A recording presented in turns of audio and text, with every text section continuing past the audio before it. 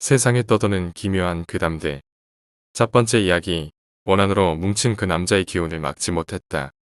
다른 날과 별다를 것 없던 어느 날 고모님이 방 안에 앉아 계셨대.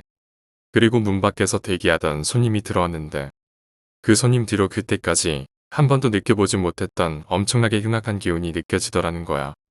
연세가 좀 있는 아주머니 한 분과 그분의 아들로 보이는 남자가 방문을 열고 들어왔는데 그 기운이 너무 흉악한지라 고모님이 흠칫하고 놀랬대. 그리곤 이게 무슨 일인가 싶어서 방금 전에 들어온 그 손님들 얼굴을 쳐다보는데 아들이라고 짐작했던 그 남자분 얼굴에 누군가의 손이 걸쳐진 게 보이더래. 마치 뒤에서 얼굴을 감싸주고 있는 것처럼 말이야. 그리고 그 손님이 입을 여는데 목소리가 너무 의외였다는 거야. 그 손님은 키가 그리 큰 건 아니었지만 남자들이 입는 바지를 입고 와이셔츠를 입고 머리는 커트머리로 단정하게 자른 키가 작을 뿐이지 길거리에서 흔하게 마주칠 수 있는 그런 남자의 모습이었는데 그런데 입을 열고 보니까 여자 목소리가 나오더라는 거지. 고모님을 보자마자 울음을 터뜨린 아주머니와는 반대로 그 여자분이 덤덤하게 입을 여는데 몇 년 전에 사랑하는 남자가 자살을 했대. 둘이 지하철에서 투닥투닥 싸우다가 여자가 홧김에 헤어지자고 했는데 평소 집착도 좀 있고 정신 상태가 불안정했던 남자가 그 길로 지하철 철로 위에 몸을 던져서 짧은 생을 마감했다는 거지. 여자는 헤어지잔 말을 하고 반대쪽 선로에 서 있었는데 사람들이 비명을 지르고 여기저기서 몰려드는 걸 보고 그때서야 상황을 파악할 수 있었대. 그리고 방금 전까지 내 곁에서 따뜻하게 살아 숨쉬던 남자친구의 모습이 처참하게 변한 것도 목격했대. 그 사건이 있고 나서 거의 1년가를 사람구실 못하고 살던 여자가 정신과 치료도 받고 약도 복용해서 점점 상태가 호전되고 있었대. 그런 여자 곁을 지켜주던 한 남자가 있었는데 나중엔 관계가 발전해서 서로 사랑하는 감정까지 생겼다고 해. 그리고 그 남자한테 정식으로 고백을 받던 그날 그 여자는 발작을 일으킨 거야. 멀쩡하게 집에 들어온 그 여자분이 방 안에 들어갔는데 한참 뒤에 찢어지는 듯한 비명소리가 들리더래. 놀란 어머니가 방문을 열고 들어가 보니까 그 여성분이 가위를 들고 자기 머리카락을 사정없이 잘라내고 있었다는 거야. 입에서는 쉴 새 없이 중얼거린 소리가 터져나왔는데 의미를 알 수 없는 그런 소리였다고 해. 어머니가 기겁해서 가위를 빼앗고 진정을 시키려는데 그런 어머니를 밀쳐서 얼굴에 상처까지 생기게 만들고 아주 난리가 난 거지. 결국 아버지까지 나서서 제압하고 나서야 킥하고 쓰러진 그 여자분은 깨어나고 나서도 그 일을 기억하지 못했대. 들쭉날쭉하게 잘라진 본인의 머리카락을 보고서야 사태의 심각성을 깨달았다고 하니까 말이야. 길던 머리를 어쩔 수 없이 커트머리로 자르게 된 거래. 우울증 증세 때문에 발작을 일으킨 걸로 짐작을 했던 여자분은 그날 이후로 계속되는 악몽을 마주할 수밖에 없었대. 잠만 잤다 하면 꿈속에 자살한 남자친구가 나타나서 여자분의 어깨에 대롱대롱 매달려 있었는데 으깨진 다리를 하곤 벗어날 수 없다고 저주를 그렇게 퍼부어댔다고 해. 잠에서 깨고 나면 어깨에 멍이 들어있는 경우도 생기고 여자분이 발작하는 횟수는 점점 늘어가기만 했대. 할 수 없어진 부모님께서 병원에 격리를 시켰는데 거기서도 간호사들을 물고 자해를 하고 감당할 수 없는 지경에 이른 거지. 그러던 어느 날 이 여성분이 어머니를 면회하는데 차분한 목소리로 남자들이 입는 바지하고 와이셔츠를 사달라고 하더라는 거야. 어머니가 또 무슨 소리인가 싶어서 여성분을 쳐다봤는데 미쳐서 날뛰던 표정하고는 완전 딴판인 원래 딸의 모습이더라는 거야. 지푸라기라도 잡는 심정으로 남자 옷을 구해줬고 그 여성분이 그걸 입었는데 그 후로 진짜 기가 막히게 증상이 호전됐다는 거지. 병원에서는 남자친구를 그렇게 보낸 죄책감이 낳은 일종의 강박 증세라고 결론을 내렸는데 부모님은 귀한 딸을 병원에 감금시키는 것보단 비록 남자 모습일지라도 멀쩡한 정신으로 지내는 게 낫다는 결론을 내리고 계속 남자 옷을 사줄 수밖에 없었대. 그 여성분 말로는 병원에 격리되고 얼마 안 된 시점부터 남자친구가 꿈에 나타나더니 자기가 입고 있던 피투성의 옷을 그 여성분께 건네주더라는 거야. 입으로 말을 하는 건 아닌데 머릿속으로 남자친구의 의지가 느껴지더래. 그 옷을 입으라는 그런 의지가 말이야. 피 묻은 옷을 입기가 죽기보다 끔찍했던 여성분이 계속 거부를 하는데 날이 갈수록 꿈속에서 강요하는 수준이 진화하더라는 거지. 결국 그 옷을 입는 꿈을 꾼 그 다음날 어머니가 면회 왔고 자기도 모르게 남자 옷을 사달라는 말을 내뱉었다는 거야. 그렇게 머리를 짧게 깎고 남자 옷을 입자 거짓말처럼 꿈속에서 괴롭히는 게 사라졌는데 그 후로 신기하게도 뽀얗던 피부가 거칠어지고 코 부분에 수염이 까슬하게 나더라는 거야. 그리고 여성분의 머리가 조금만 길거나 여성스러운 옷을 입으면 그 남자가 꿈에 대신 나타났는데 그 꿈을 꾸고 나면 어김없이 발작을 일으켰다는 거야. 하는 수 없이 여성분은 그 젊은 나이에 여자이기를 포기하고 마치 남자 같은 행색을 하고 다니기 시작한 거지. 꿈속에서 본 남자친구의 모습이 너무 무섭고 공포스러워서 머리카락 길이에 대해 광적인 집착까지 생겼다고 해. 본인이 직접 잘라버릴 정도로 말이야. 그러다 고모님 소문을 들은 그 여성분의 어머니가 거기까지 찾아오게 된 건데 안타깝게도 고모님은 도와줄 수가 없었대.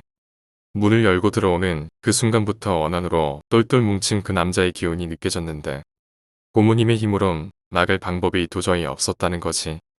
잘못 수를 썼다간 여성분의 몸과 거의 붙다시피 한 그 원한이 화가 돼서 도리어 그 여성분 스스로에게 해를 끼칠 수도 있는 그런 상태였다는 거야. 절망하는 여성분과 어머니를 달래면서 고모님이 소개장을 하나 써주셨대. 그건 바로 고모님이 내림굿을 받도록 도와주신 분이었는데 장담할 순 없겠지만 고모님보다 훨씬 오랜 세월을 무속에 몸 담았던 분이니까 혹시나 하는 마음으로 소개를 해주신 거지. 고맙다고 인사하고 두 모녀가 방을 나섰는데 그러고던 동안 고모님은 움직일 수가 없었대. 그만큼 원한이 크고 깊어서 마치 고모님을 짓누르는 것처럼 느껴졌다고 해. 그렇게 만남을 추선시켜주고 전화통화를 했는데 조만간 큰 구판을 벌일 거라고 자네도 와서 보라는 말을 그분께서 하셨다고 해. 근데 고모님은 고모님 나름대로 바쁜 사정이 있어서 가보지는 못했대. 그렇게 몇 달이 지난 어느 날 고모님은 두모녀에게 소개시켜줬던 그분께서 돌아가셨다는 소식을 듣게 된 거야. 그분께서 아픈 와중에 절대 고모님한테는 이야기하지 말라고 단도리를 하셨고 돌아가신 후에도 2달이 지나기 전까지 절대로 고모님을 불러들여서는 안 된다고 유언을 하셨다는 거야. 그래서 고모님이 그 소식을 아주 늦게 접하게 된 거고 그 후에 두모녀의 소식은 들을 길이 없었대. 돌아가신 분 밑에 있던 사람들에게 호통을 치고 닥달을 해봐도 무덤에 들어갈 때까지 비밀을 지켜야 한다면서 굳게 입을 다물었대. 고모님 오시던 분한테 아무리 답을 여쭤봐도 묵묵부답으로 일관했고 말이야. 칠복의 어머니는 고모님이 그 이후로 급격하게 어두워진 것 같다고 걱정을 하셨는데 그 이야기를 들은 나는 두 모녀가 아주 많이 걱정됐어. 두 번째 이야기.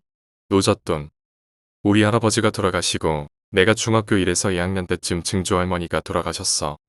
할머니 대신 작은할머니가 모셨었는데 유독 우리 아버지를 참 많이 이뻐라 하셨고 우리 가족이 내려가면 그 굽은 허리를 하고 분구밭까지 마중을 나오곤 하셨지.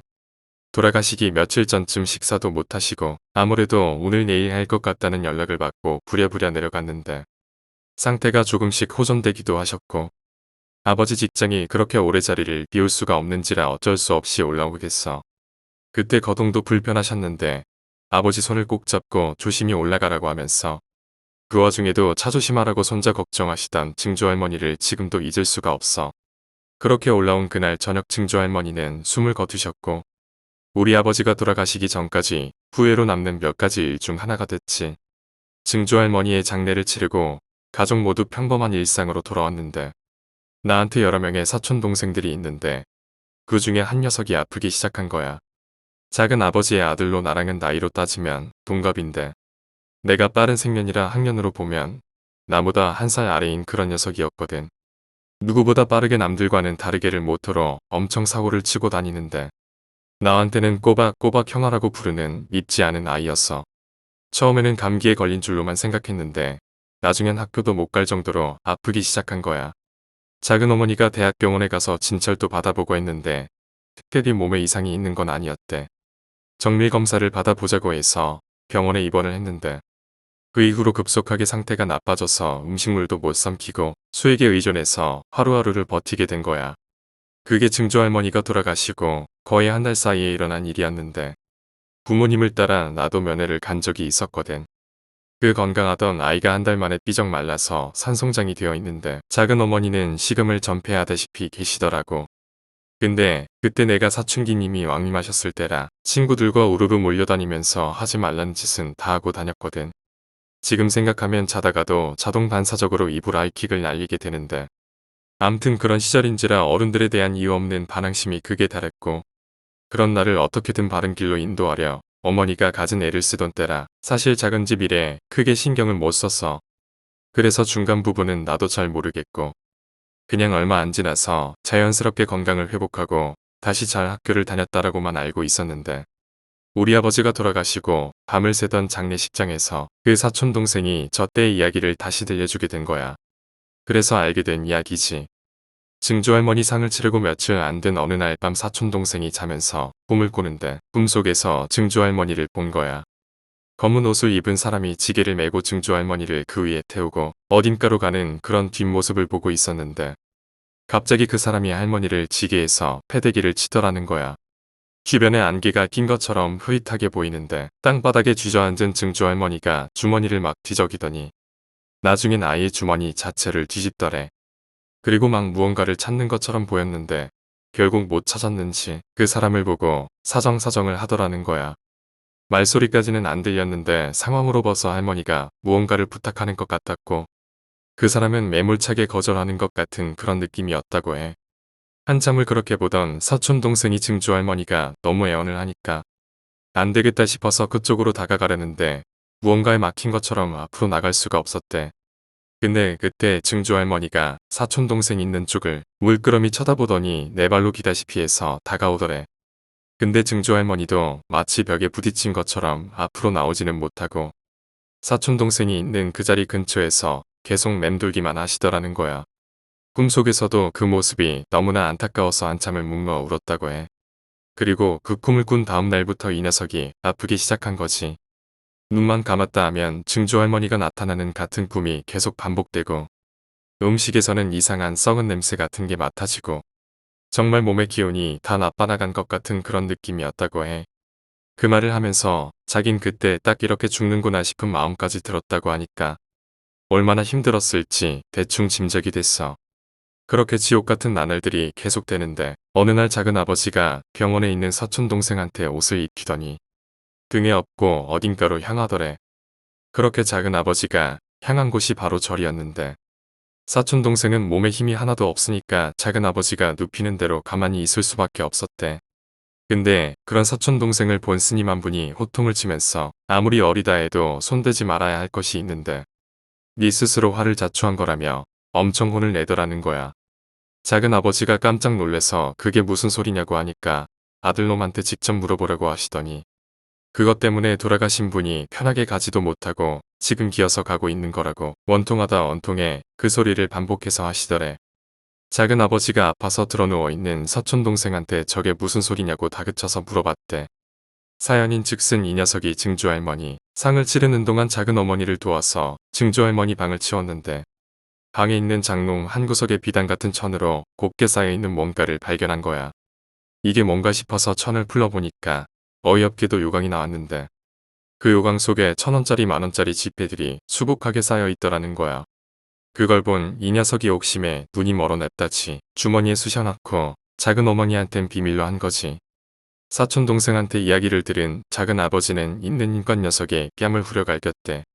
다행인 거 상을 치르고 얼마 안 지나서 사촌 동생이 바로 아프기 시작한 거라 돈을 쓸 만한 시간적 여유가 없었던 거지. 그 돈은 작은 아버지 댁 그 녀석 방에 고이 모셔져 있었던 거고 그 후에 사촌 동생을 다시 들쳐업고 병원에 데려다준 작은 아버지는 그 돈을 태워드리고 저를 수백 번도 넘게 했다고 해. 아들놈의 잘못을 대신 빈다는 의미로 말이야.